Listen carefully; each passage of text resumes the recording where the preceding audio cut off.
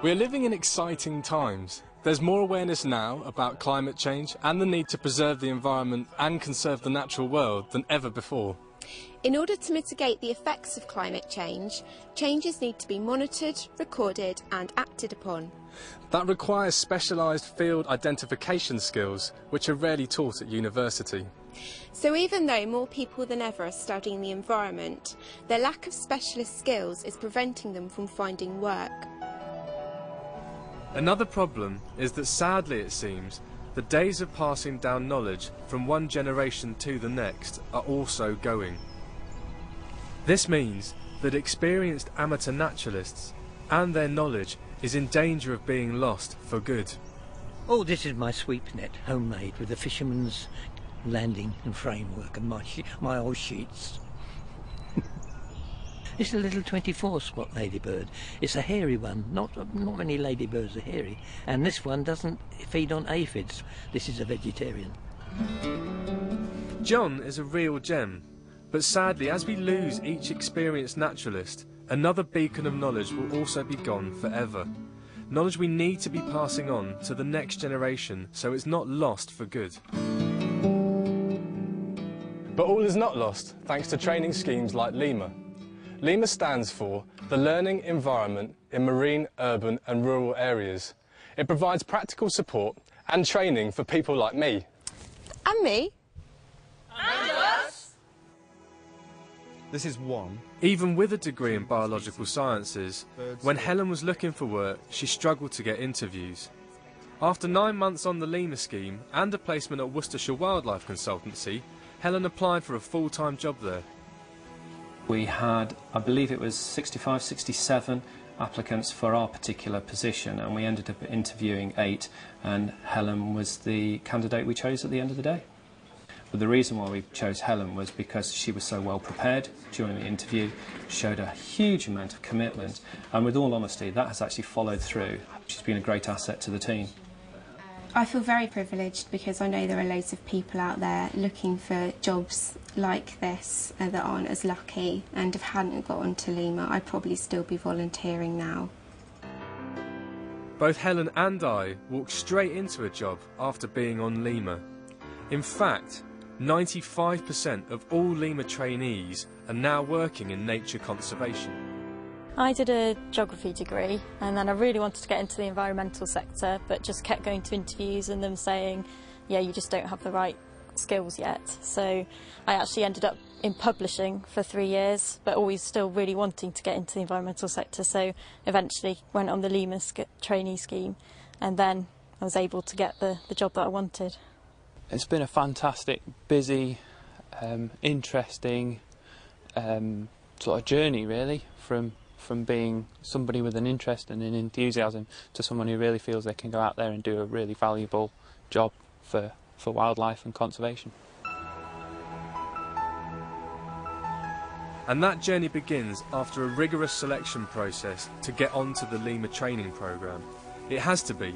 There are so many young people who want to work in nature conservation.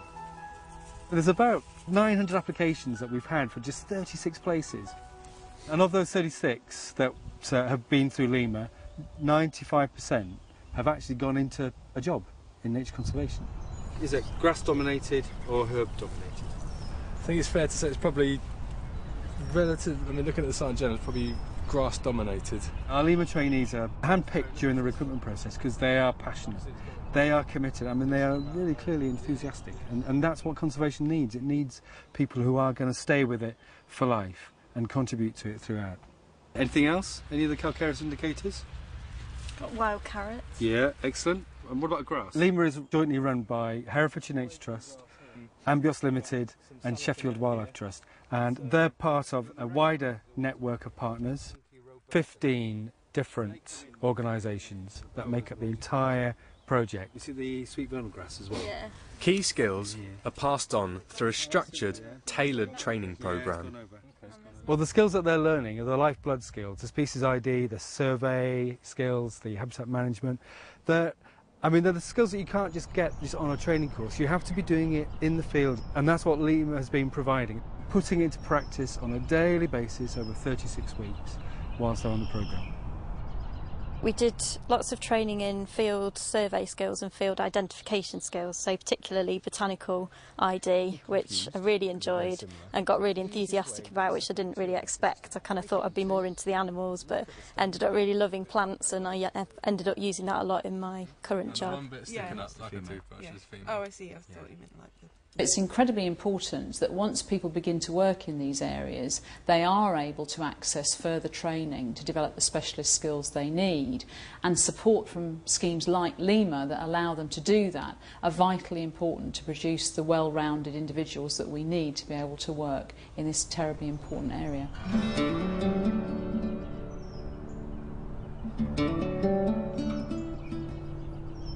Owls and all wildlife need habitat, and so field survey skills and the ability to do practical things such as, finding out what they eat, analysing the pellets, or perhaps actually doing physical things to encourage them, like putting up nest boxes.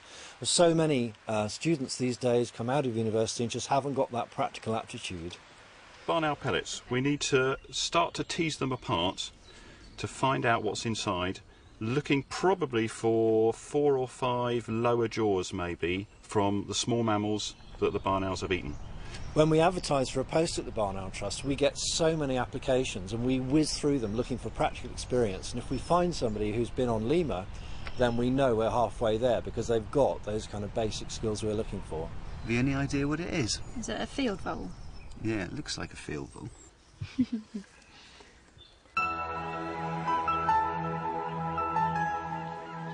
And sometimes graduates want to pursue a career in a field completely unrelated to their degree. So this is a really good rock pool. What I want you guys to do is just take a look and see what you can find. Originally when I went to university I did environmental land management, but I really wanted to get into the marine stuff. And while on LEMUR I learnt a lot about sort of how to come into a rock pool environment and really know what I was looking at, how to identify different species, how to understand the different interactions between them. So if we look down here, this guy is a sea slug. It's called an aplysia. You can see that it's quite a big one, but what he's done, he's tucked himself up into a little ball because he's feeling a bit nervous. Not going to keep him out of the water for too long though, because if he gets too scared he's going to squirt a purple ink on us. Which will help him to hide, but won't be very nice for us. So I'm just going to pop him back in the water. I had a sort of basic knowledge of that before, maybe, but it certainly didn't make me feel confident enough to come out and lead a group. But now I've really filled in the gaps and I'm a lot more confident in myself. Stuart was one of the LEMURs who he didn't have the academic qualifications, he didn't particularly have the necessary background, but he had drive and enthusiasm, and what LEMUR did was give him the experience and the knowledge and also the confidence to come into quite a difficult area. And it's allowed him to shine, in particular in education areas, engaging with the public, and also feel that he has confidence in marine biology. So much so that we've since employed him to carry on with the Marine Biological Association. So it's worked for both of us, really. What's this? Okay. This is, there's quite a lot of these guys. These are the little molluscs that live in the pool. It feels really great to have that job now. It's something that I wanted to do for a long time. But now I am in the position to give people that, pass on that initial excitement. So hopefully some of the people that I speak to today or tomorrow or over the coming years, they will in the future go on to sort of pick up the baton and take over after me. And a few of the LEMUR trainees had no formal qualifications at all before they started on the scheme. I've always worked outside on the land or in the countryside, left school with no qualifications whatsoever. And the NVQ that you do with the LEMUR project is the first qualification that I've got. I'd never even heard of a pole lathe before I started with the LEMUR project. My title was Woodland Heritage Skills, which was my placement, and that allowed me to work alongside some fantastic craftspeople that do this for their living.